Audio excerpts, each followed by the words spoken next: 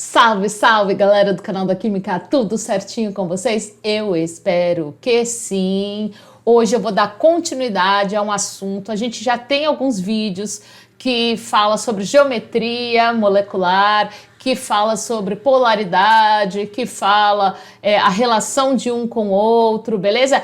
E a gente também tem um vídeo em que eu mostro para vocês a diferença aqui, olha, entre uma geometria trigonal plana, que é uma geometria do SO3, e a geometria piramidal trigonal, que é no nosso vídeo é NH3, tá? Imagina que aqui a gente tem, na verdade, o hidrogênio, né? Ao invés do flúor aqui. E aí eu mostrei para vocês como que funciona a formação dessas duas e a diferença de propriedade entre elas em relação à polaridade, por exemplo.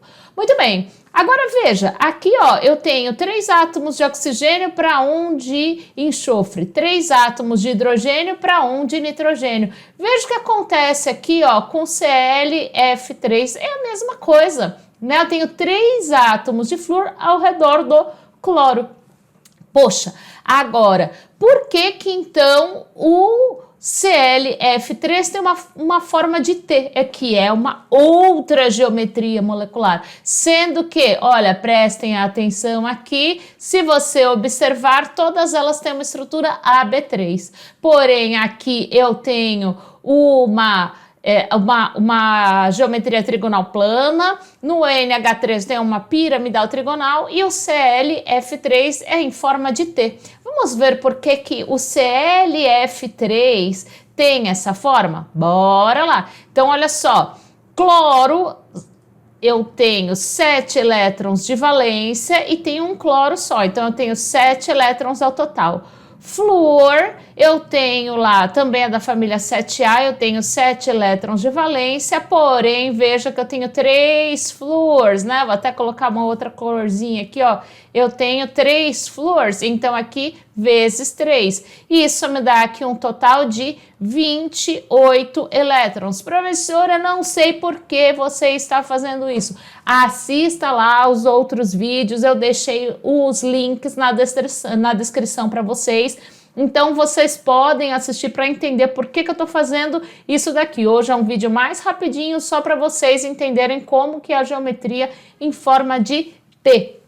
Beleza, galera? Então, o que que acontece? Lembra, quando eu tô fazendo uma geometria, eu tenho que colocar um átomo central e colocar aqui, ó, pelo menos uma ligação simples com cada átomo periférico, né? Nesse caso, são 3 flúors aqui. Beleza. E aí, eu tenho 28 elétrons, ou seja, isso me dá 14 pares de elétrons para que eu consiga colocar aqui ao redor dessa estrutura, ao redor desses átomos aqui. Então, vamos colocar esses 14 pares de elétrons? Vamos lá. Então, olha, em cada ligação simples que eu fiz aqui, isso significa que eu já tenho um parzinho de elétrons em cada um, tá? Porque ele está fazendo o quê? Ele está compartilhando, tá havendo aí um compartilhamento de elétrons, né?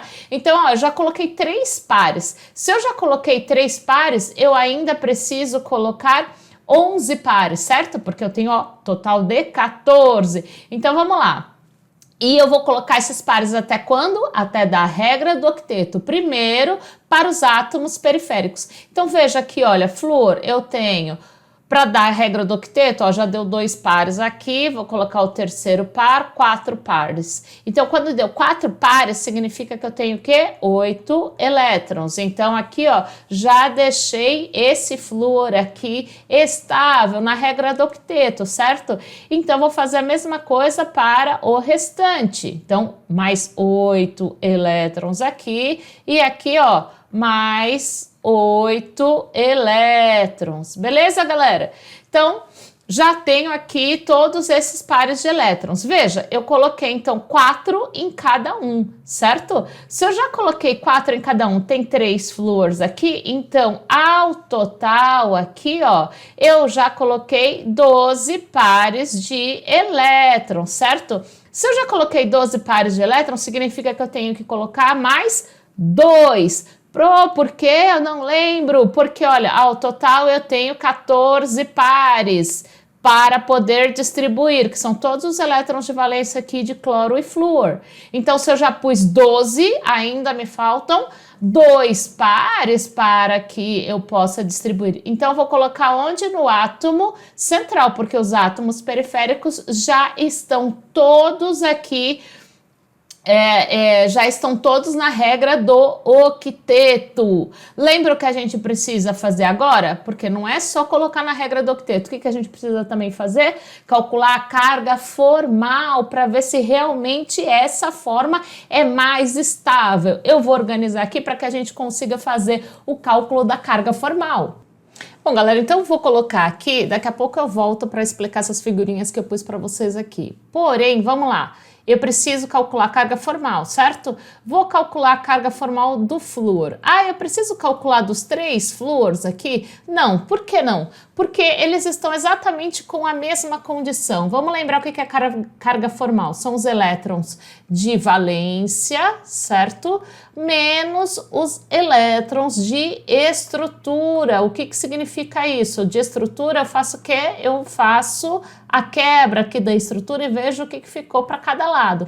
Então vamos lá. Se eu avaliar aqui, a carga formal de todos os flúores estão iguais, porque ó, o flúor ele tem de valência 7 elétrons, família 7A possui 7 elétrons, menos os elétrons da estrutura. Vou trocar aqui a corzinha para ficar mais fácil. Então, ó, quando eu quebro essa estrutura, o que sobrou para o lado de cada flúor?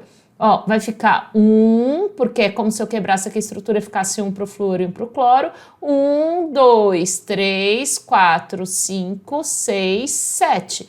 Então, 7 menos 7 igual a 0. Se você avaliar todos os flúores, eles estão iguais. Você pode contar, vai dar 7 elétrons de estrutura também.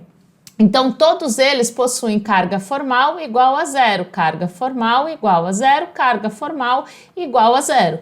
Vamos analisar agora a carga formal do cloro. O cloro tem 7 elétrons de valência menos. Vamos ver aqui quantos elétrons esse cloro aqui possui de estrutura. Ó, eu vou cortar a estrutura aqui, né? Então, fica 1, 2, 3, 4, 5, 6, 7. Então, ele também fica com 7 elétrons, ou seja, a carga formal é igual a 0. Então, gente, se tudo deu aqui a carga formal igual a 0, a gente já sabe que é a forma mais estável, certo?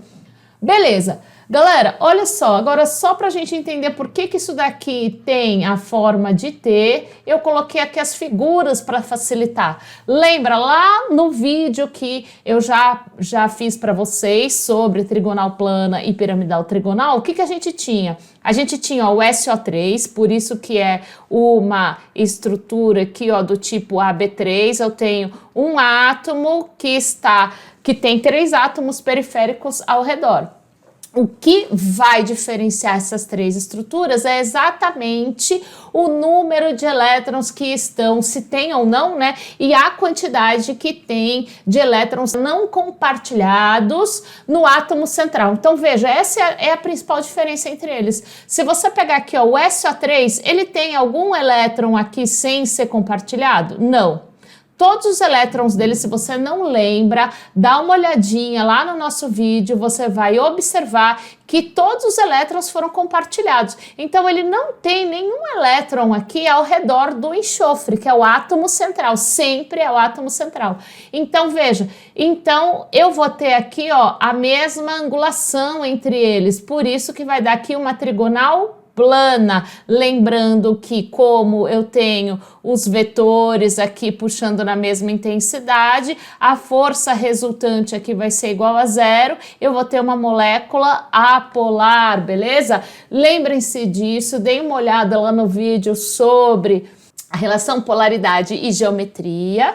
tá? E aí, o que acontece? Qual é a diferença? Ó, no NH3, eu tenho um par de elétrons aqui que está sozinho, que ele não está compartilhado com nenhum átomo periférico. Então, o que vai acontecer? É como se ele ocupasse, ó, um lugar de um dos átomos, beleza? E aí você tem uma angulação diferente, então ele interfere na angulação. Por mais que você não tenha um átomo aqui, ele vai interferir. Por quê? Porque o elétron dele vai repelir o elétron lá dos outros átomos periféricos, tá? Então, por isso que aqui eu já tenho uma piramidal trigonal. Isso aqui é o que a gente já viu, certo? Agora, veja aqui, qual a principal diferença entre essas outras estruturas, essas outras geometrias e a de forma de T? Aqui, ó, na forma de T, veja que o cloro, ele vai possuir o quê? Dois pares de elétrons aqui ao redor do átomo central que não estão compartilhados, ou seja, 4 elétrons ao total, certo? Mas são dois pares, então a gente faz sempre essa divisão por 2 pares. O que ele vai fazer? Ele vai repelir os outros fluoros. Então, o que acontece? É como se mais um átomo aqui, ó, tivesse ocupado esse espaço. Por isso que ele já tem uma forma diferenciada, tá? Que é o que a gente chama de geometria em forma de T. Por quê? Porque esse cloro aqui, ó, ele possui, olha aqui em cima, esse cloro aqui, olha, possui 2 pares de elétrons não compartilhados. Beleza, galera? Então, essa aqui é uma estrutura do tipo forma de T. Eu espero que esse vídeo tenha ajudado e encontro vocês no próximo vídeo.